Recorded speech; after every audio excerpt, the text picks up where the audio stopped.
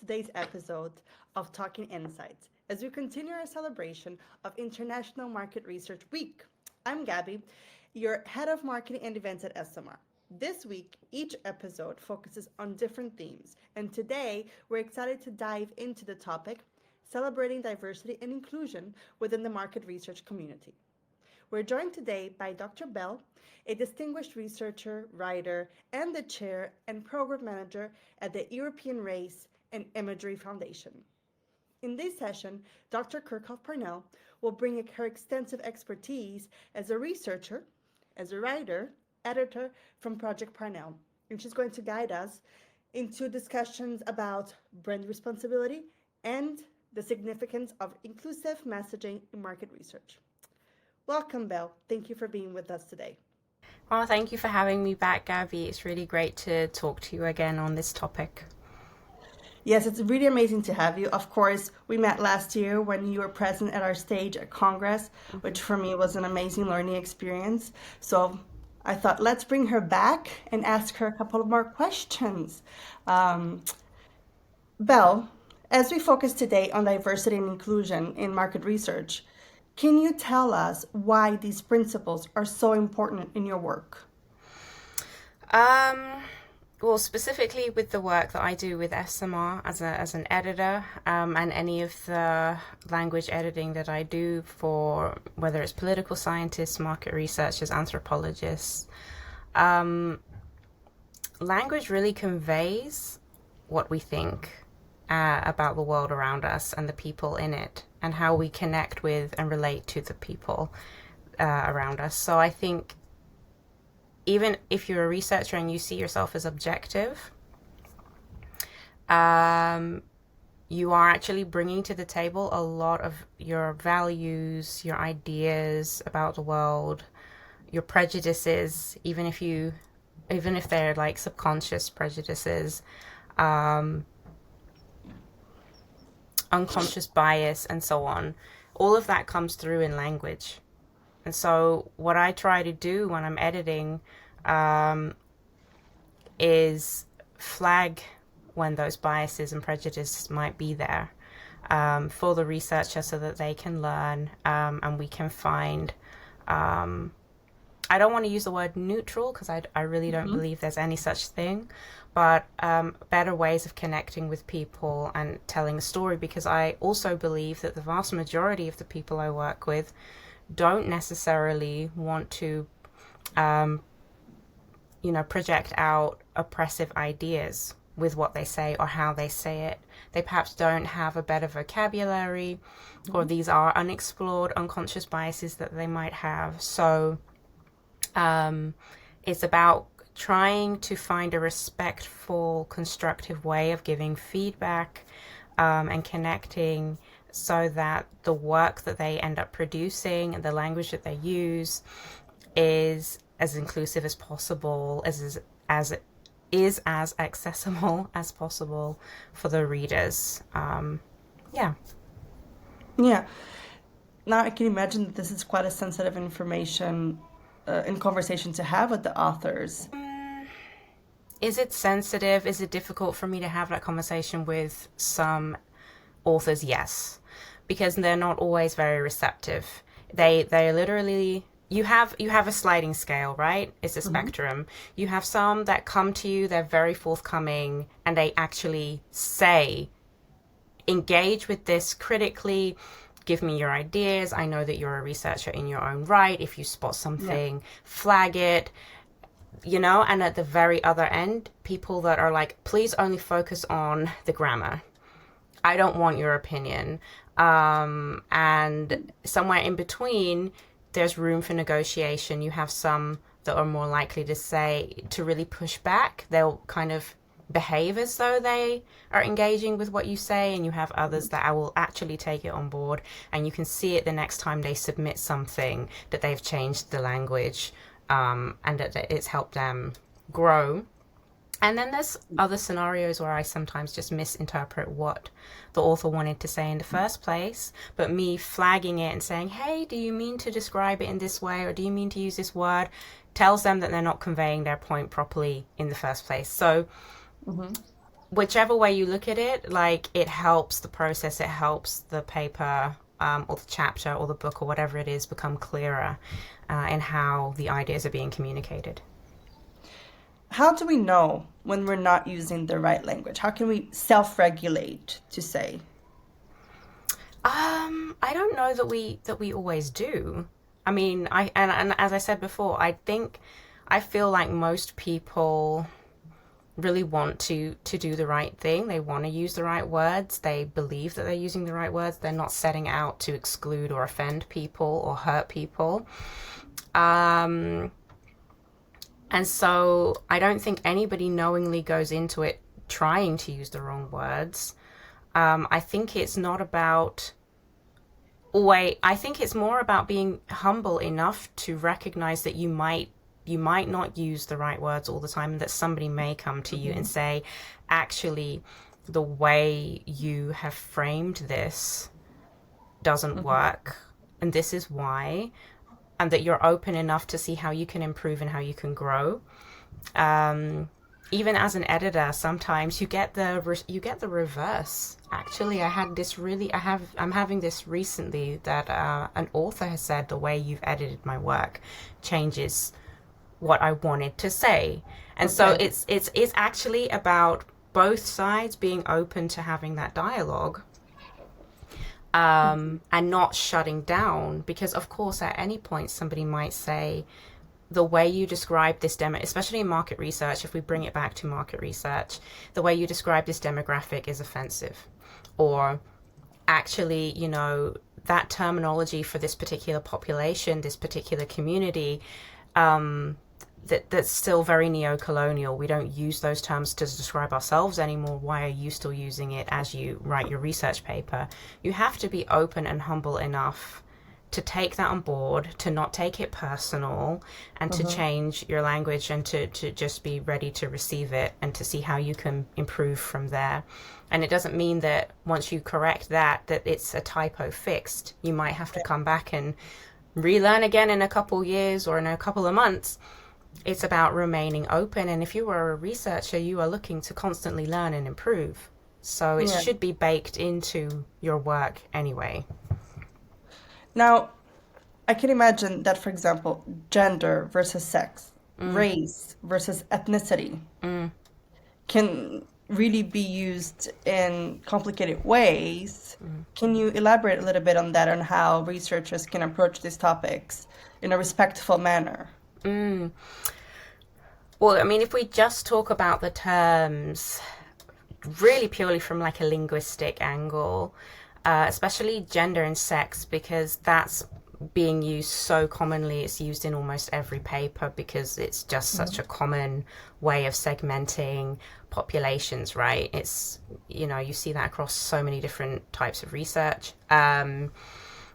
If you're talking about, I don't know, makeup, you're talking about something that's about gender, which is about men and women, and other ways that people choose to express their gender and name their gender. If we don't turn it into a binary thing, it's more complex than one side or the other side. But if we're talking maybe about a pharmaceutical paper that is looking at specific bodies, we're still actually not talking about just two categories if we want to make it really complex. But, for the sake of brevity, you're then talking more about maybe male and female, because you're talking about two body types that respond differently to medications and that have different, hormones and so on. And I'm not a biologist, as you can probably tell, the way I'm really simplifying this. But when you start to mix those terms around in your paper, it shows a lack of awareness and a lack of sensitivity, especially to the kind of gender discussions we're having, and the right to really claim and express yourself however you feel yourself and know yourself to be. I see it still edit so many papers where the authors want to talk about gender, but they're using male and female. And when you flag this, some authors really take it on board and they want you to change the terms and make it more gendered, like so woman, man, non-binary, and so on. And others get more defensive. And going a little bit deeper to think a bit more about how we use gendered terms.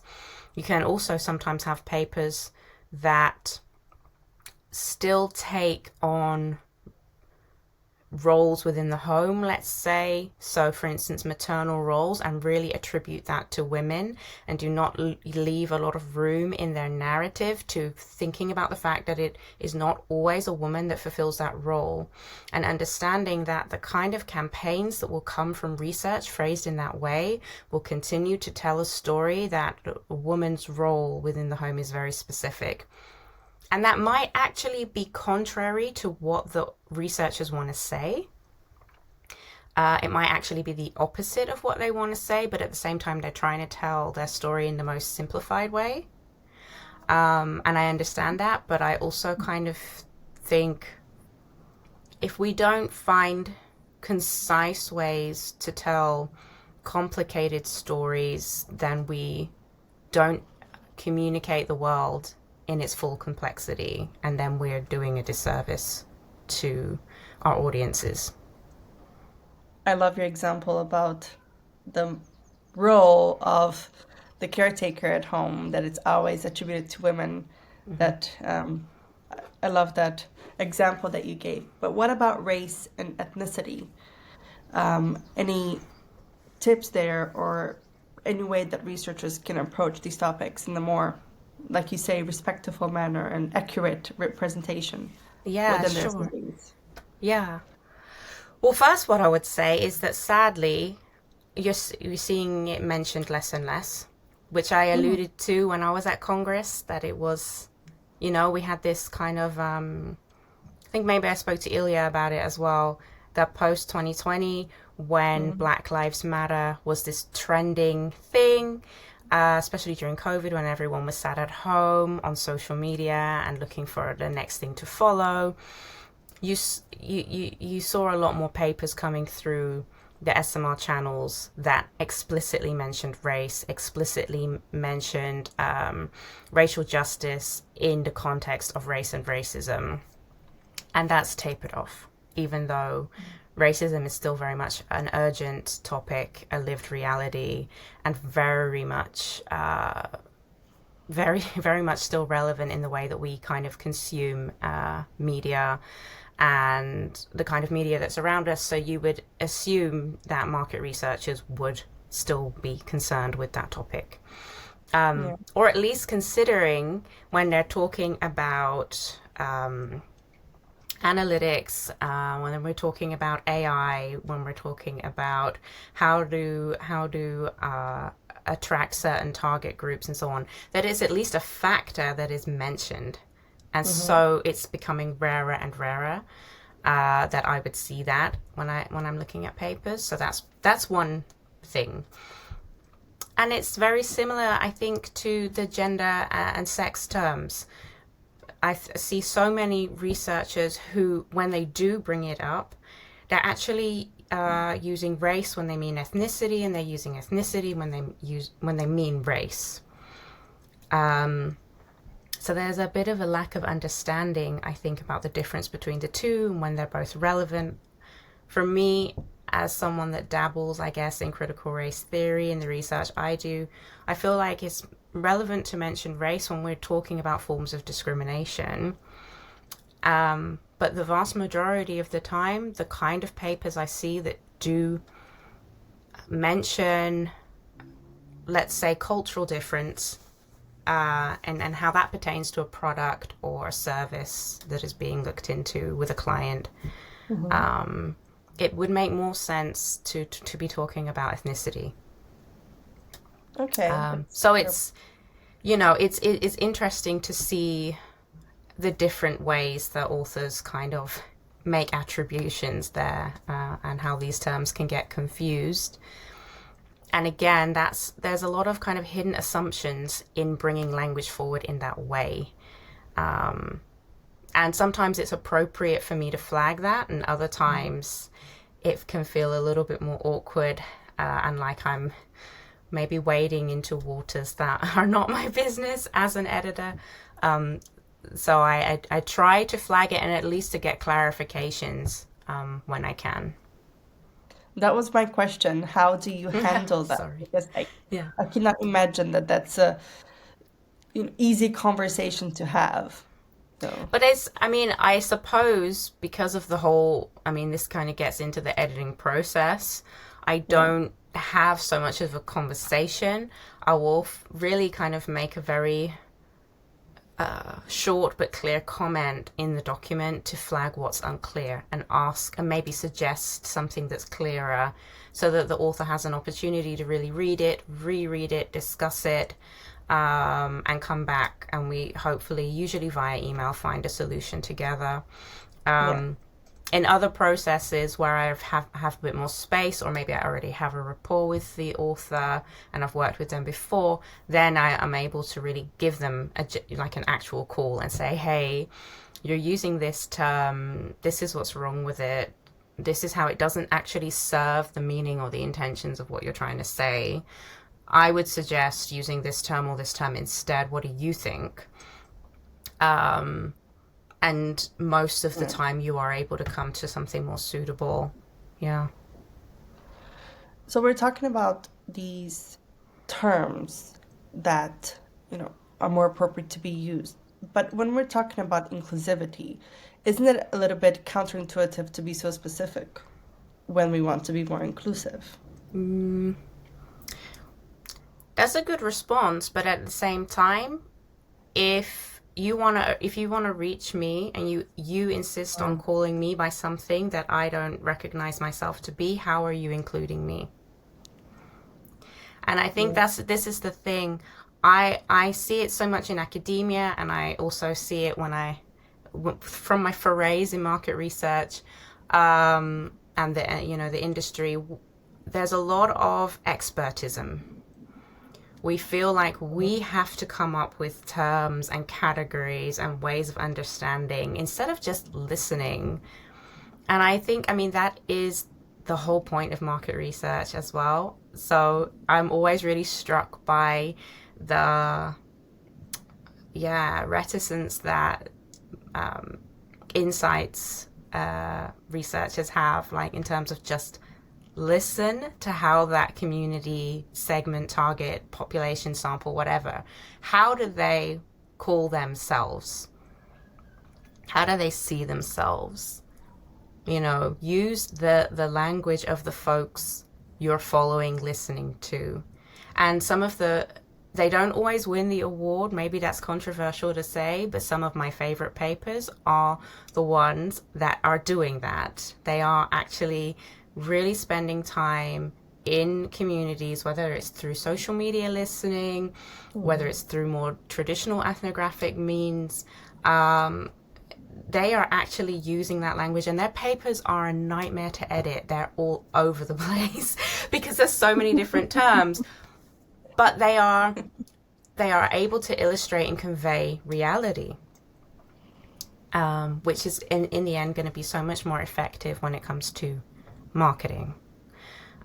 So yeah, it might come across as counterintuitive at first glance, at face value, but actually you do include everybody in the room when you call them by their name.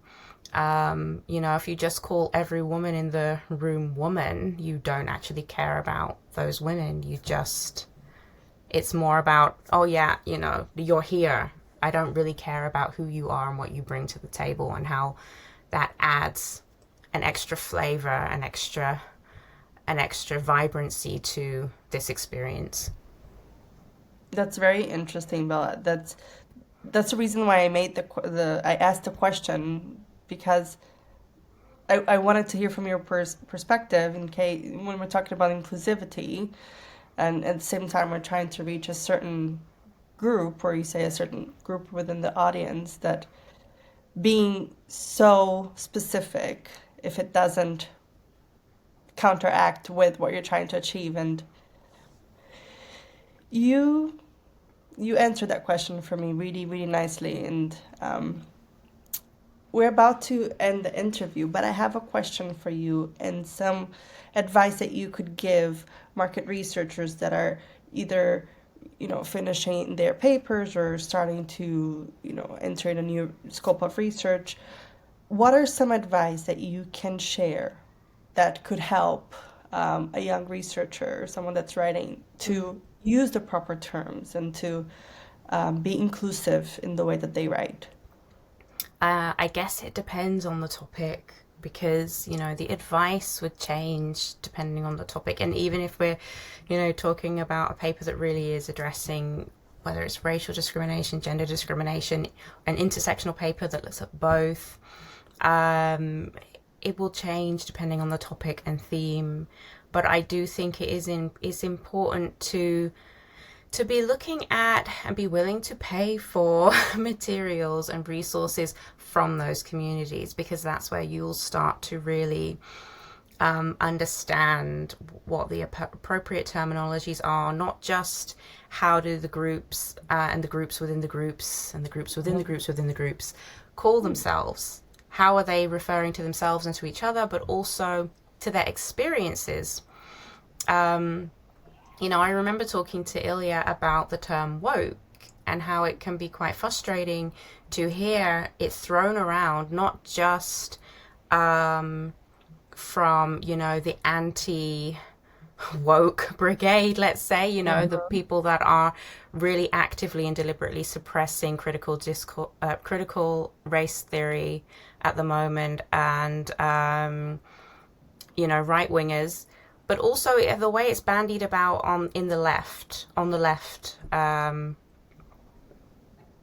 It doesn't necessarily always mean what it's used for. Woke is an African American vernacular English term, which means you are aware of the danger around you and you are able to keep yourself safe. You're vigilant.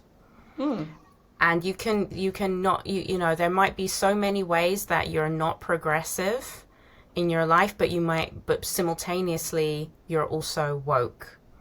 You're able to hold both. And it's necessary state of being for African Americans in their very specific social political context of the United States and what that means to move through the world in that context. It cannot simply be a term that you take and attribute to white vegan kids in the Netherlands. It does not mean the same thing. But, for those kids to write a meaningful research paper and describe themselves properly, they should perhaps look up these terms that they get off of the internet or off social media that they see hashtagged. They go away and actually look at where the terms come from. Also, we see Me Too being attributed to all kinds of things, anything now gender related, which is so frustrating.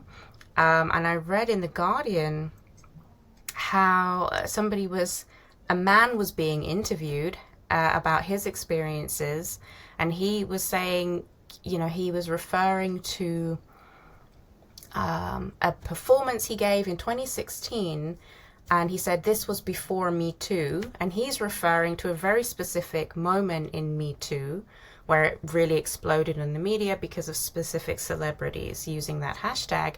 But actually, Me Too was started by a black woman on MySpace about a decade before he gave his performance. So he was not pre-Me Too. But this kind of erasure and misappropriation is happening all the time. And then what market researchers do is they see it because it's all over us and we engage so much with the internet in the research that we do. And we don't really interrogate where these terms come from. So my advice, sorry, that was a long meandering response, but my advice is go and interrogate those terms. Figure out where they come from to make sure you use them correctly.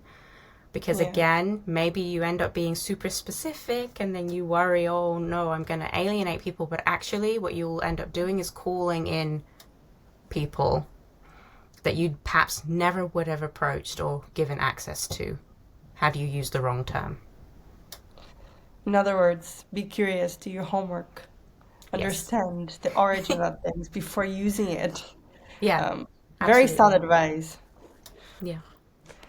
I have one last question to ask you, which, while you were hearing you speak, the question came to mind is, do you think, and can be just your personal opinion, that some writers, they feel that it's not their place to use certain terminologies, um, perhaps in fear of being using it wrong Mm. or not belonging to a certain group and perhaps getting backlash for using the correct terminology even at times.